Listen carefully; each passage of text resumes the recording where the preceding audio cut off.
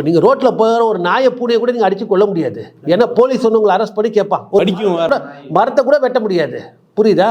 ஏன்னா எல்லாத்துக்கும் இன்றைக்கி சட்டம் தெளிவாக இருக்குது, ரீசன் இல்லாமல்.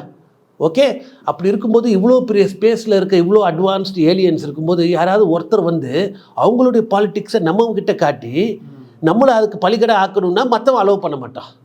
பட் அவங்களுக்குள்ள கோல்டு வார் பாலிடிக்ஸ் இருக்க தான் செய்யுது. இது நீங்கள் சொல்கிறது வந்து ஒரு பிளானட் இருக்க ஏலியன்ஸா இல்லை எல்லாருமே இப்படி தான் இருக்காங்களா? அவ்வளோ பெரிய ஸ்பேஸுங்க, புரியுதா? நம்ம மில்கிவே கேலக்சியில் பல லட்சம் கோடி கிரகங்கள் இருக்குது, ஸ்டார்ஸ் இருக்குது, புரியுதா? பல ஆயிரம் நாகரிகங்கள் இருக்குது. அதனால் அவங்களுக்குள்ள பாலிடிக்ஸ் இருக்குது தான் செய்யும் இருக்குது. ஆனால் அவங்களுக்கு ஒருத்தர் தெரியும், இந்த நாட்டுக்காரண்டா அப்படி. ஆமாம், இதை சேர்ந்தவன் எல்லாம் ரைட்டு. ஆனால் சார் இப்போ மனுஷங்க மாதிரி அவங்களும் பார்த்தோன்னே நீங்கள் என்ன ஆளுங்க அந்த மாதிரிலாம் கேட்பாங்களா, இல்லை அவங்களுக்குள்ள சமத்துவமாக தான் இருப்பாங்களா சார்? அவங்களுக்குள்ள தெரியும், புரியுதா?